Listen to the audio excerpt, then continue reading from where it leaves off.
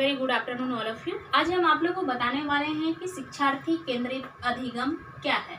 इससे पहले हमने शिक्षक केंद्रित अधिगम के बारे में बताई थी और अभी मैं बता रही हूँ कि शिक्षार्थी केंद्रित अधिगम क्या है।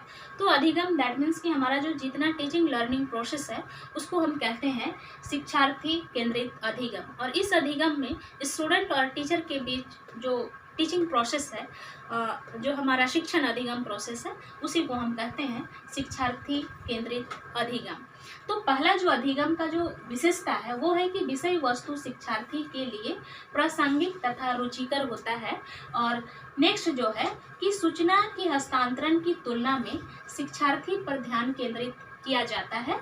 और नेक्स्ट है शिक्षार्थी अधिगम के आधार पर प्रयोग कर सकते हैं।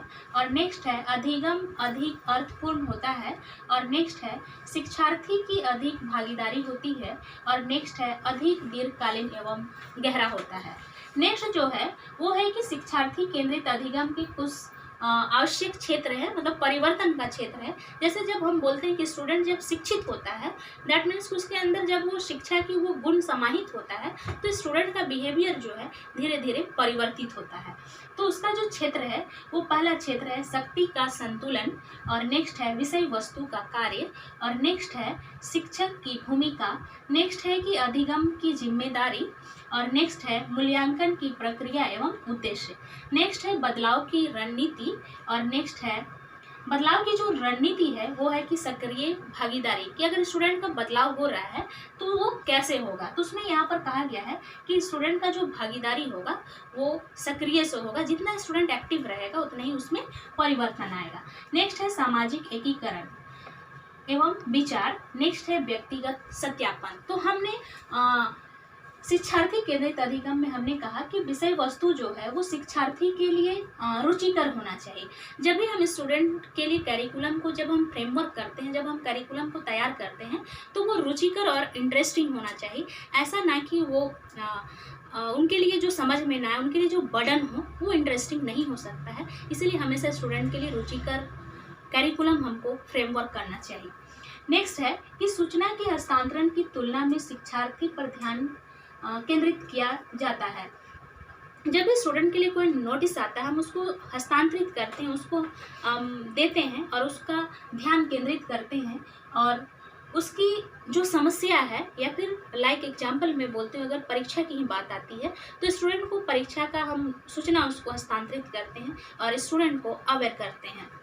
नेक्स्ट पॉइंट है कि शिक्षार्थी अधिगम के आधार पर प्रयोग कर सकते हैं। स्टूडेंट को जिस तरह की उसको नीड है, जिस तरह की उसको पढ़ने की आवश्यकता है, हम उसी के अकॉर्डिंग उसका प्रयोग में हम उसको ला सकते हैं।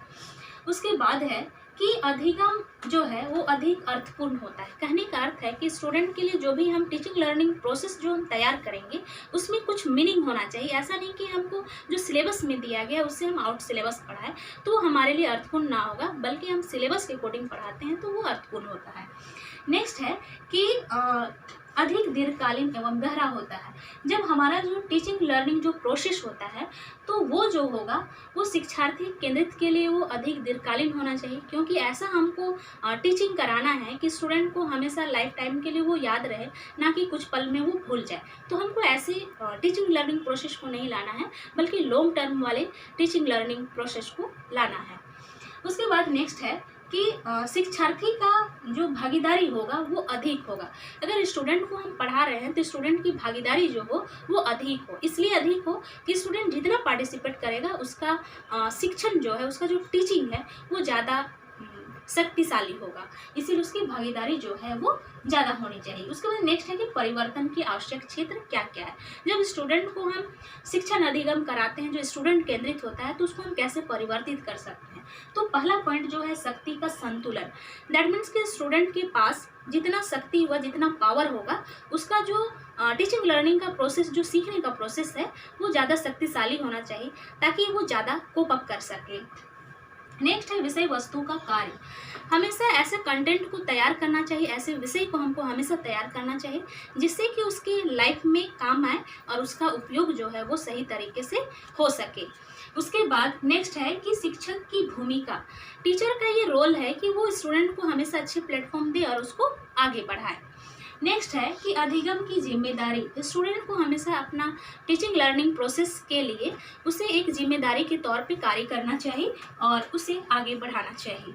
उसके बाद नेक्स्ट है मूल्यांकन की प्रक्रिया एवं उद्देश्य। हमेशा स्टूडेंट का जब हम टीचिंग लर्निंग कराते हैं तो उसका इवैल्यूएशन भी करना चाहिए और उसका कोई उद्देश्य तय करना चाहिए। अगर हम स्टूडेंट को पढ़ा रहे हैं, मैट्रिक की हमको अगर तैयारी करना है, तो मेरा मोटो होगा कि हमको उसको पास कराना, तभी हम उसको कह सकते हैं कि ये जो मेरा उद्देश्य है वो परफेक्ट है। नेक्स्ट है कि बदलाव की रणनीति, मतलब सक्रिय भागीदारी। अगर स्टूडेंट के अंदर वो एक्टिविटी मतलब एक्टिवनेस है, वो हमेशा सक्रिय है और उसकी भागीदारी है, तो स्टूडेंट के अंदर ओबियसली वो परिवर्तन होगा। नेक्स्ट है सामाजिक एकीकरण एवं विचार। हमेशा स्टूडेंट को समाज के साथ भी जोड़ के रखना चाहिए ताकि स्टूडेंट को वो समझ में आए कि हमारे समाज में क्या क्या रूल्स है, रेगुलेशन है, ये भी उनको समझ में आएगा।